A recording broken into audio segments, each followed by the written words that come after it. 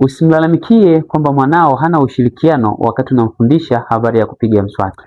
By the way, mtoto anapozaliwa hakuna jambo lingine lolote ambalo anaweza kulifanya zaidi ya kunyonya. Usije ukafikiria kwamba mwanao ataamka tu anakubaliana na wewe habari ya kupiga mswaki. Hilo jambo usilitarajie. Kwa nini? Kwa sababu ni jambo ambalo linahitaji kumfundisha. Kwa badala ya kulalamika, wekeza ile nguvu kwa kumfundisha mtoto wako aanze kupiga mswaki taratibu kwa uvumilivu. Mpaka anapokuja kuadapt na kuwa ni jambo la kawaida na anaweza kulifanya hata usipokuwepo. Kwa linahitaji wewe kwanza umtengenezee mazingira ya kulifanya.